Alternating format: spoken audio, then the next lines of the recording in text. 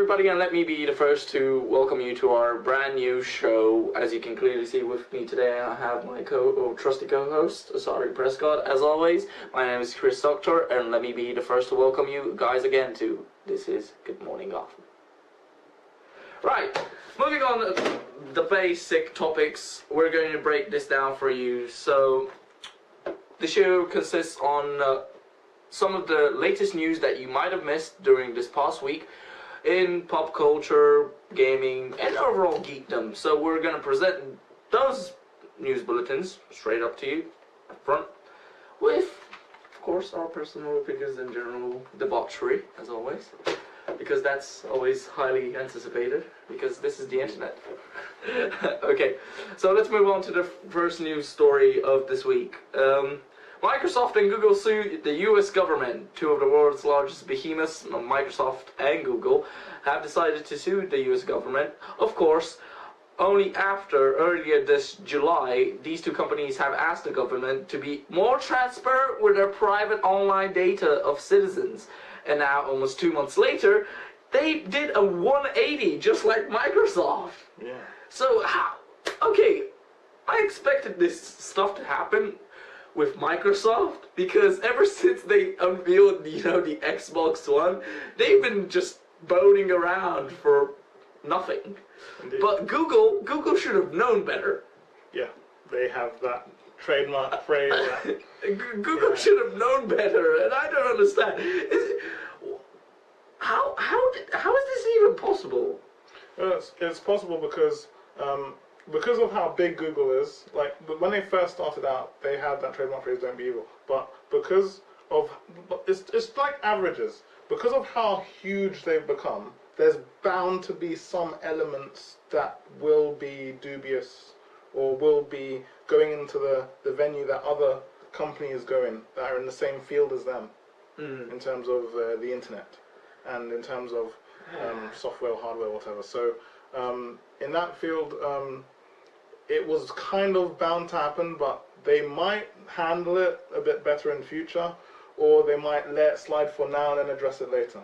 Well, to be honest, my opinion is that's what you get, once you get in bed with the devil. So I really can't really see a way for them to come back like unscathed after this. I just want to see how they do. Yeah, they could come back. They could jump back. out. Yeah, no, they can jump ship anytime. But I want to see it. I want to see it, because this right now is just mud on their face. Okay, but there's an advantage to them being able to jump. There's an advantage that would allow them to jump out because they're Google. Because everyone needs them now. So because they've made the value of knowledge completely different from how it was a few years ago. So they can actually jump out. But it's just they have to jump out gracefully. Otherwise, in future, they may not be able to use a certain type of software or make hardware as compatible with other types of products, like with Microsoft products, for instance. There are more Microsoft computers in general. So like if they want their stuff to work, like say one day Microsoft just says, okay, you have this new different OS browser, whatever, but we're not going to let it be compatible now, or you're going to have to pay triple or something. That can be down the road something that they get them back for. So they don't want that sort of thing to happen. They don't want pushback, because if you have pushback, then another company won't be eager to work with them, and they want to work with everyone. So that's why I said the side effect is, if you want to work with everyone, or you want to work with a large amount of companies, and at some point you're going to come across a deal that overlaps into murky territory, and then they have to figure out how to slowly skirt their way out of that boardwalk empire style, and then without pissing off anyone in the brush. So it's like if we make a metaphor with, say, League of Legends, if there's like a lane, they have to stay in the middle lane. They have to stay in the middle lane. If they go into the right, they gotta get that power level. Yeah, if they get to the top lane or the bottom lane, and they get a level up, people in the middle lane are going to look at them. You know what the situation actually reminds me of? Yeah. You know when you were a kid and you go at the local pool, and you always see that fat kid doing the giant belly flop? This is what it is. It's a giant belly flop. They screwed up. They need to pick themselves back up. Although after a while, the fat kids do epic belly flops. They do backflips, somersaults, and everything. So I guess they're going to somersaults. Yeah. So moving on with the next topic of the news. This one we call "When the Saints Come Marching In" because it's all about Saints Row the Fourth. And you see, the reason why we're going to talk about this is because it got over 1 million copies sold in the first week now. Call me bananas, but I think this game has done very, very well for a game, you know, who's meant to be a clone of GTA. It started as a basic GTA ripoff. Now, don't get me wrong, it has aliens, it has superpowers, and it lets me kick them in the groin. So any kidult right out there really, really wants to do this. The thing that got me was that I thought maybe it'll just start randomly, like, you know, San Andreas or something, where you just into a random life of a person. No. But instead they start off from just a flat out apocalyptic type of thing, and then they go straight into a virtual reality type of thing, and then they go straight into, you're not just the main character, you're the main character of everything. And on top of that, you're the president of America. Yes. I thought it was good taste that they didn't make it Barack Obama, because then that would have been a bit too murky. Like, because people already have. They already blame Obama for everything on the internet. It's like my teas. But anyway, I don't know if you've heard the really ridiculous news stories about this. There have been several about Saints Row the Fourth. Now that it's sold 1 million, we've been insured the first 2 DLC packs for the game. So woohoo! Yeah, I'm excited for that. But before the game was properly released, some news outlets got the information that there is a special collector's edition, right? Do you know how much that collector's edition costs? How much? 1 million. 1 million. 1 million. And let me tell you what you get in that 1 million. It's ridiculous. You get a trip up into outer space. Into space. Into space. Legitimately. No. Did they give you an astronaut costume? Yes, obviously. Yeah. They give you Bugatti. No. It's a Lamborghini Gallardo. It's yours. It's straight up yours. Wait, hold on. Wait. Before you say yours. anything else, does it go to space with you?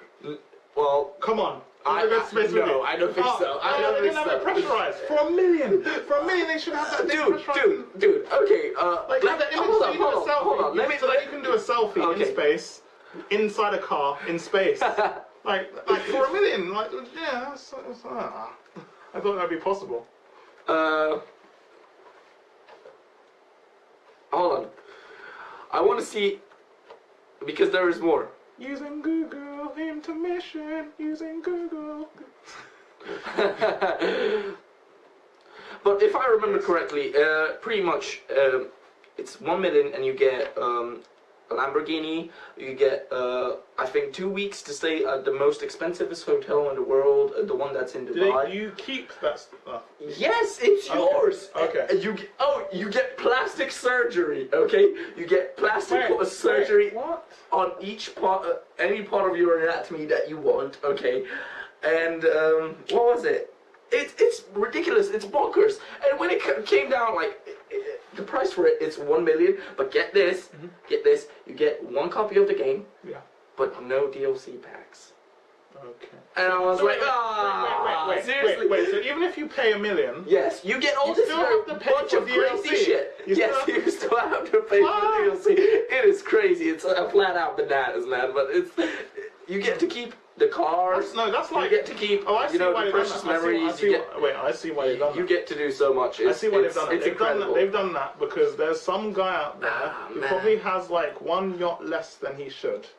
And he's gonna look at that look at that and go, I like my son play. I like looking at the game my son plays or my daughter plays. So I'm gonna get that thingy with the, Dude, seriously, when it boils down to who's going to buy this crazy expensive super pack for Saints Row the Fourth, right? That costs $1 million. Yeah. There are only about like 60 millionaires that can afford that kind of stuff.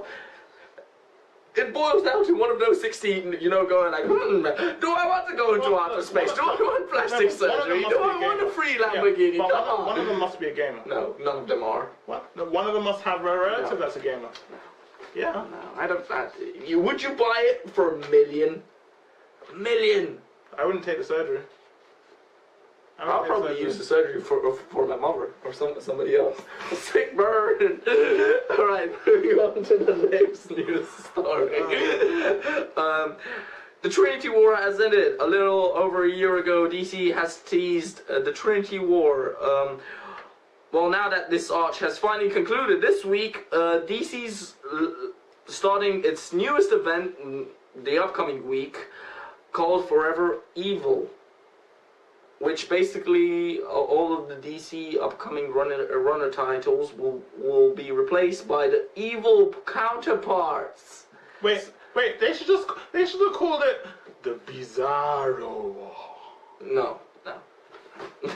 And should have just given everyone mustaches and beards. No. And then said Bizarro every... No. Like in Sea Lab. No. Like in Sea Lab in Adult Swim. No.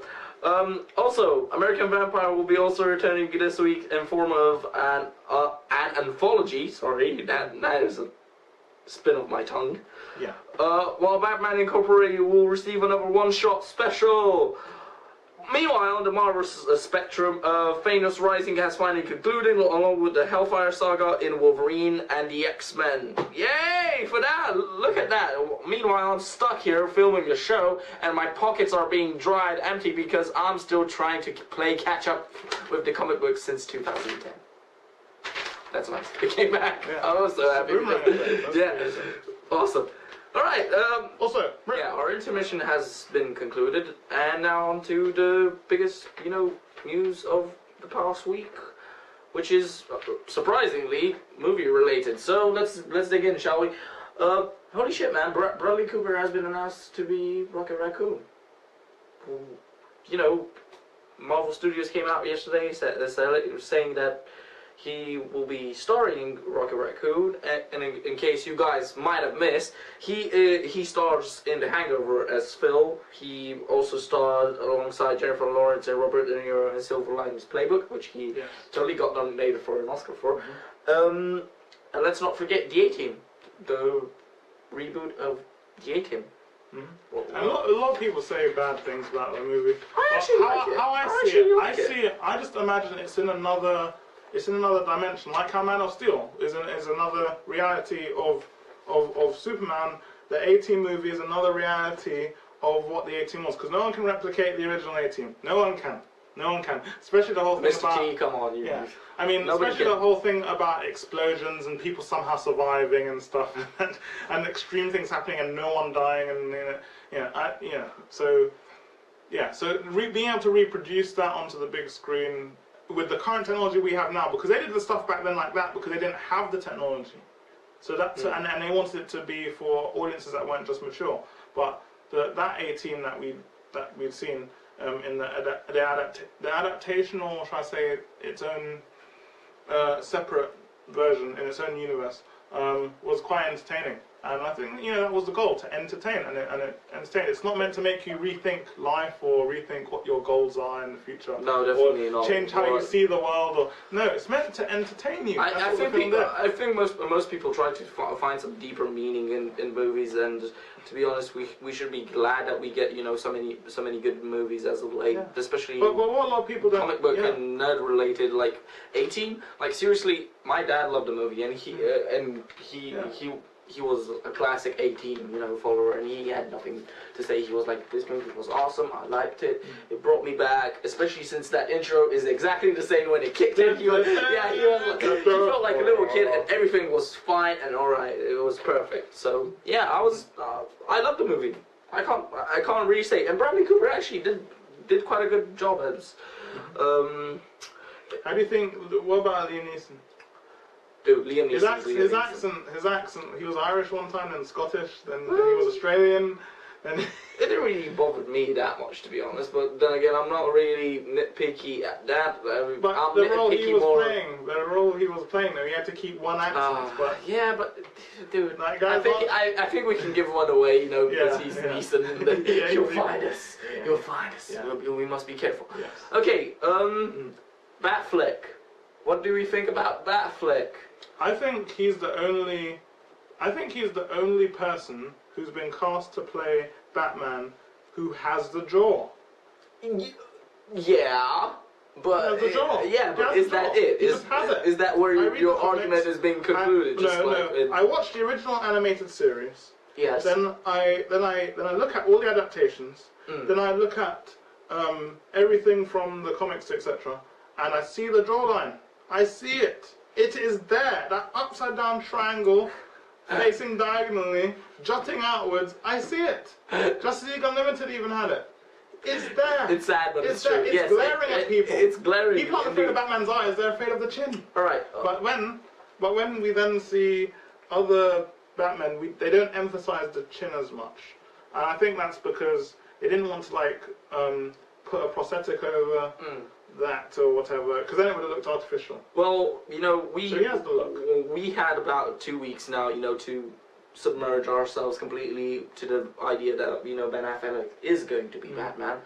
Along this whole time, you know, he's been like called a bunch of numerous things on Twitter and stuff. Yeah. But It's the Mark I call it the Mark Ruffalo treatment. The Mark Ruffalo there is some good news. You know why? Because, you know, some very high regarded comedians such as Patton Oswalt has actually submitted a lengthy email to every single news outlet out there, you know, in which he said, you know, we should cut this guy some slack because he did a couple of bad movies out there, and he was the only one, you know, he was brought up as a child actor. If everybody remembers Mallrats, come on, guys, come on, what's wrong with you guys? Seriously, he was a child actor from the beginning, you know, he did some bad movies, he had a wrong turn of events, and he said, you know, with Argo and his last 2 movies, he's tried to really step up. He won an Oscar, for God's sakes. What more can you ask of him? Like, seriously, give this guy the benefit of the doubt at least until you see the movie. Plus, you know, Matt Damon. Matt Damon came out and he was completely supportive of it. And Matt Damon was Matt Damon there. That's Matt Damon. No, but he was. That's his husband. That's his husband. His husband's not gonna go against his choice to go forth and into the. All right, fair enough. You know, but you've got potential other people, you know, who started coming up and saying, you know, even Greg Miller from IGN, you know, he's totally supportive of Batman. And of Ben Affleck. He's like, yeah, like I still remember to this day, right? Remember what happened a few years ago when Heath Ledger was cast as Joker? Everybody said. Was high and mighty, dude. Yeah, exactly. We're going to have a gay night as the Joker, and I facepalmed myself. I was like, seriously, but I thought like this is what's happening with Ben Affleck, because people are thinking, oh, it's going to be Daredevil all over again, and I'm like, whoa, slow down a little bit, because, you know, maybe it's us, you know, we have such a behind the scenes perspective of it, but think about it, if it's Warner Brothers, maybe they're trying to secure him not only to play as Batman, but also to direct some movies. It's very obvious. They want so maybe he's going to be he's going to pull a Nolan out. But here's the thing. Here's the thing. I see this as causing a massive ripple effect throughout comic book hero adaptations that are put onto the big screen, because what happened with the Joker is you take someone from the oceanic area, either from Australia or New Zealand, and my brain, I didn't do the research on the exact special, so forgive me anyone who goes, he's Australian, daddy, or he's from New Zealand, daddy. Yeah, sorry, okay, but and it's from the oceanic. That's what I'm just saying, diplomatically oceanic. You know, like the servers, but you know, nah. Anyway, so from the Oceanic Peninsula, they had an actor from there who did remarkably well as the Joker, as an agent of chaos, as a lot of people now call him, because that was what he dubbed himself as in the film. And then from there, when you had other actors coming out of the woodwork from that area, you know, and if I just rack off a list, like the Hemsworth brothers, Andy Whitfield, you know, just a lot of people, and you know, and Lawless, you know, Xena, Xena, you know, wow, from that area, wow, and people people from that area are coming out of there, and they've been doing a lot of big things, and so what I'm saying is that, you know, with Ben Affleck, with Ben Affleck, this will cause a ripple effect of people who are serious actors who are then serious directors at the same time, who then get to who then get to put a franchise. No, that's a conspiracy theory. Put a franchise on a pedestal and then direct it, and then act in another thing, and then direct. So it's like he's acting as Batman. So he's going to be Batman, and if he sells Batman well to everyone, yeah, but he's not directing Batman. I know, but here's the point. He's going to be directing probably some other DC I'm going to tell you what's going to happen. What could happen is that he's directing Batman. What if he Hugh Jackman's Batman, and no one can imagine anyone else being Batman after him? No, because Hugh Jackman isn't Batman. I'm calling it Hugh Jackmaning because that's the phrase used for when Hugh Jackman took the role of Wolverine, and people can't imagine Wolverine being anyone else. But even though he doesn't physically match Wolverine's, but still he captures the essence of Wolverine. So you can't imagine. You can't imagine anyone. Plus, the original Wolverine was far more violent unnecessarily. Like, he's always talking about what he wanted to do to people. Always. Okay, let's not go diving deep into that. Anyway, the point is that Ben Affleck will get, if Ben Affleck does a massive role in playing Batman, then he will have solidified his role in the DC studio mythos, blah blah blah, and then he would be able to continually play Batman in installments, and then later on in Justice League movie, while also directing other DC movies. So I say that is a possibility, but I don't think he will necessarily get it just because of that. There are different factors over here that this is an audition for a bigger audition. No, you think of it that way, but I tend to think of it more along the lines of it being just a role at the moment. But then again, you know, DC does have enough money, you know, with Warner Brothers behind them, you know, to actually do a good movie, and especially as Man of Steel did so well. Yes. Now they have the funding, but let's not draw a conclusion. You know, oh, he's securing this because of this and this and this. No. That's a little bit of an overestimation. The quick summary. Let me say what I have to say. All right, this thing reminded me of what my dad told me when he first heard of the Joker. He said it's Michael Keaton all over again. People were not happy when Michael Keaton was cast to be Batman. My dad specifically told me that. And I tend to believe him because he was a bigger nerd than I am. All right, so let's not just judge the guy, okay? Let's just take it as it is. Let's take it as the simple adaptation that it is for now. If he gets, you know, approached by Warner Brothers, hey, we want you to do The Flash, or I don't know, the Amazon Diana Princess. Well, yeah, if they want to, fair enough. It's here for grabs, because then again there are many directors like Joss Whedon. Joss Whedon is with Avengers. He's got all that covered. He's doing movies on his separate time.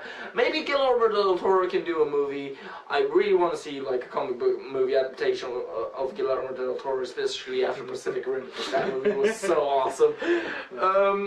There are many people like that I can imagine that can direct that. So we should be glad that we get any sort of superhero movies now, because do you know how much like people have strived for this? So let's not judge until we see. What I'm saying is I'm not judging. What I'm saying is that they want him to direct something. They made it clear, and that being Batman is the bonus. That's a bonus. Because he's shifted. That's why I'm telling you you're wrong.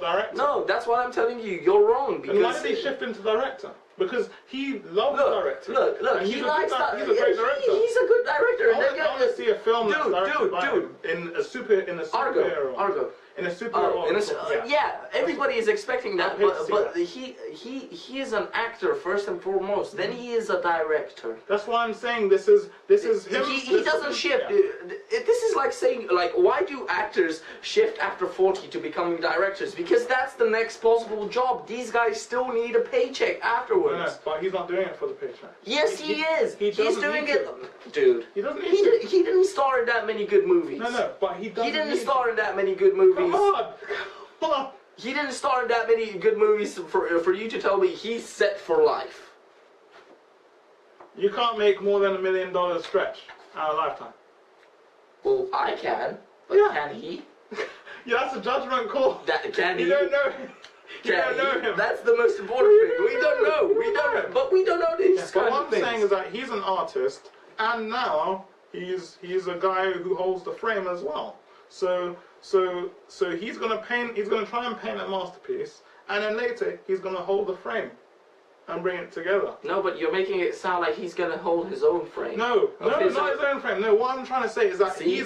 he's painting a masterpiece here, and he's gonna have a piece of the frame here. When the masterpiece is done, and then whatever happens over there, So with whoever else is directing whatever else, is going to come together and form the mythos of of the studio's interpretation of DC. All I have to say, That's what like, I'm saying. as my closing statement, Yeah. nothing can be more horrible than George Clooney's bad nipples. Why? Because nothing can be wronger than that. So I don't understand why people... Look, nothing can be more bad than that. Okay? That movie, don't get me wrong, that movie is so bad, and I would like to think Wait, that... is that the one with Robin? Yes. Let's see, that's why I forgive him for the nipples, because I don't. Robin actually had a cool looking costume. No. I actually liked Robin. No, bad nipples, man. Bad nipples. But Robin, that's why it's hard for me. Bad nipples. Because I'm sorry. Bad nipples. It's hard for me because I saw Batgirl and Robin. And Arnold Schwarzenegger going, chill the fuck out. Seriously. Seriously. Time to chill out. He's an action star, so I didn't get to see the type of action. Some people, and I tend to What was agree. the Igloo? What was the Igloo Cafe home? Look, that movie, that I would like to think, that movie, that the director knows that movie is so bad that it tried to play a prank on itself and laugh at its own stupid self. But truth be told, is we all know that deep inside it wasn't. But I still laugh at the bad things that I see in that movie. Two words to describe the movie. Ice pajamas. Right. Alright, and that's our closing statement for now. What else? We have here some rumors about Avengers 2. Well, not really a rumor, it's more than likely been already approved. That's not... Well, approved by Marvel Studios, The moment the film came out, Avengers 2. Yes. Avengers 2, it's been approved. It was rumored that Joss Whedon wouldn't be directing. Alright. That was the rumor. This past week, Marvel has announced more Avengers 2 Delight, as we found out that Robert Downey Jr.'s former cast member from... I can't. From less than zero, James Spader is Ultron. Really? Yes, he's going to be Ultron. Really? Yes. What kind of voice would he do? Well, what? What kind of voice would he do? Ultron. No, what kind of voice would he do as Ultron? Well, I want to see. I want to see it in here. That's just... I'm not sure if he's going to do mocap and voiceover. No, that would be greedy. That would be greedy. Not really, because Vin Diesel is doing both mocap. No, but Vin Diesel is doing both mocap and sound. Really? For Groot, yes, in Guardians of the Galaxy. Really? Yes. Well, he did play Iron Giant. So he can do... I'm glad that Vin Diesel's revisiting his roots. Yeah, he can do voice acting. He's very good at it. Even he can make a different deepness for each different... it's weird. I just... Weird in a good way. Because he can do like deepness 1 and he can do deepness 3 and then he can have like a... I gotta give this to Vin Diesel. He knows how to branch out. Yeah.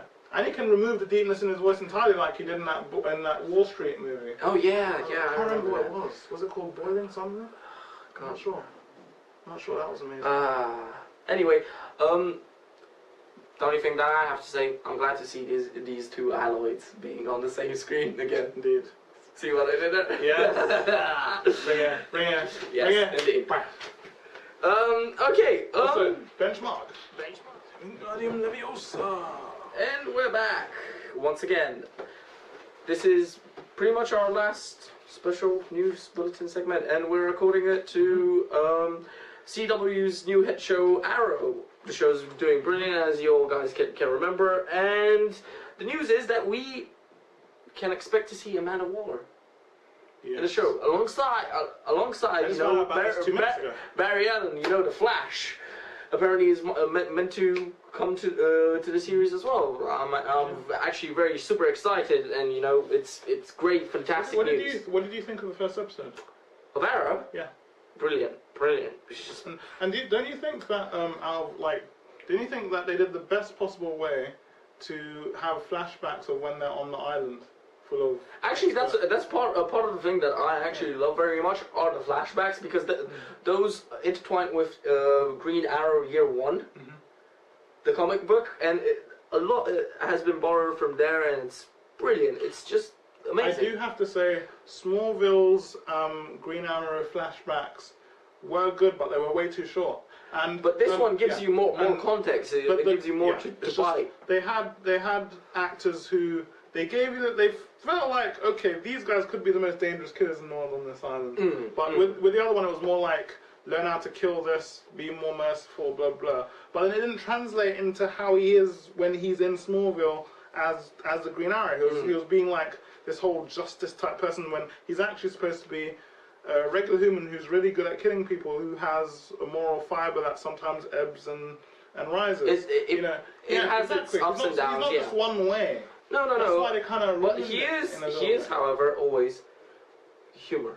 Yeah. He always provides humor relief every time he's on screen.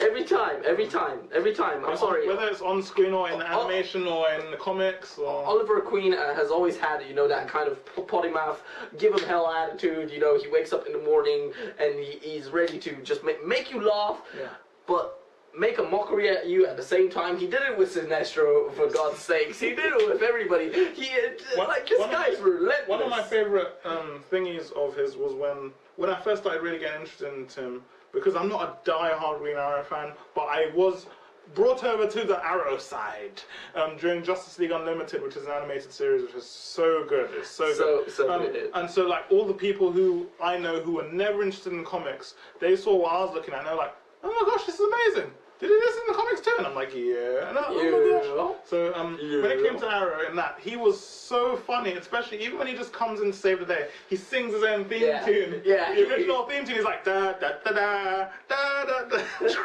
really funny. Arrow to the knee. Yeah. All right. Amanda Waller. We excited to see Amanda Waller. Yeah. But there's something I have to say. I was surprised that Amanda Waller is going to be in Arrow, because normally when Amanda Waller comes into things, like whether it's in the comics, makes appearance in the comics, or whether it's in, say, I keep coming back to Smallville, but they had a kind of thing with Katniss, but Katniss wasn't Katniss, it was Checkmate.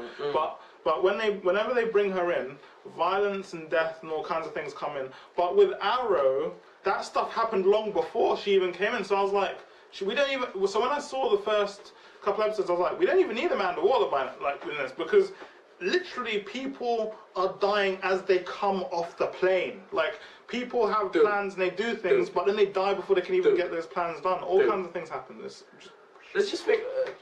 so now you know what? I'm really interested to see if CW has actually, you know, brainstormed this into the idea of Arrow yet.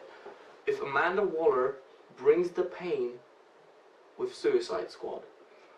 Really? Think about it. Really? Think about it. People would go ballistic. But how many main characters in Arrow would get killed? Because Deadshot's already in Arrow. How many characters in Arrow would get killed then? How many main characters? Ooh. Because it's a Suicide Squad. Like, these aren't people who waste time talking. No, but they do talk. Well, but they think don't, about like, it. You can have you can have, you know, the evil governmental, like, villain squad, right? And then you now, since they're bringing Barry in, the Flash, into Arrow, seriously, superhero team up, take down the baddies. You think Batman might star in there? He might not work with Arrow because Arrow kills people. This Arrow kills people. This Arrow's not doing no knockout Arrow, no boxing glove Arrow, no taser Arrow. Yeah. We haven't seen that yet. He's doing the double tap. No, he's doing the double tap with arrows. With arrows. I thought it was impossible to do a double tap with arrows. But he's just going while moving. And in this you see proper parkour. Right. So that's what I'm like. I'm trying to be impartial, but I can't with Arrow because there's parkour in it, and I just go ballistic over parkour since District B13. So, God damn it. So parkour always gets me right here. So yeah. Learn something new about you every day. Something new about you every day. That's all I'm gonna say. Anyway, thank you guys for watching. This concludes the first episode of Good Morning Gotham. I hope you guys enjoyed. And one more thing before we leave, we have a special giveaway to give to one lucky listener out there who has managed to stick through our stupid rambling. This right here is the first hardcore trade paperback issue of DC's New 52, The Flash. As you can see, it's completely hardcover. Show him the back. Show him the back. It's just, the back. That's so sexy. Show him the back. The back, as you can clearly see, it's detachable. Yeah. The first front is detachable because it's a hardback. We're giving this away. What? And by all means, you must be thinking, what the fuck's wrong with you, right? Well, it's because I already have an issue of it. And we said, you know, why not give something back to the public? Because they've been so awesome to us and supportive of both my channel separately, your channel separately. You know, that people have been very patient. Yeah, they've been very patient. The content has been, you know, with getting the content out there. This is our way to say, you know, thank you to one special guy or gal out there who's probably going to win this. In order for you guys to win this, this is what you're going to have to do. You have to tweet at me at Grafrimago with the answer to the trivia question, which is, in the new Justice League Flashpoint Paradox animated movie that DC has released about a month and a half ago, what is the name of the first rogue that the Flash meets in the Flash Museum? That scene is very specific. The first one to get it right and tweets at me, whoop, I'll be in contact so I can send this bad boy to you no matter where you live, abroad, overseas, or even if you're a local here. And out of a gesture of goodwill, I haven't watched it yet. So out of a gesture of goodwill, I'm gonna go watch it, but I'm not gonna cheat. I'm not gonna go, oh, and go straight to him and go, Yeah. No, out of a gesture of goodwill, I'm gonna go get my own, and you guys can win this. Exactly. So everybody who's behind the camera right now and laughing horrendously, they can't even win it either because we said, you know, you gotta get your own. You gotta get your own. Or you can borrow mine. Anyway, so at Grafrimago, right answer, and make sure to up there? It's gonna be appearing up there. Okay. But remember to include the hashtag GMGTrivia01 followed by the right answer. If it doesn't have that, I won't be able to filter it, and you guys gonna get screwed. By the way, just this little secret between you and me. He doesn't like it when you put phrases like hashtag YOLO in the messages. So if you do that, chances are you'll be less likely to win. With that being said, this was Good Morning Gotham, and it's time for me to get out there, drink my coffee. So, see you guys next time. Bye.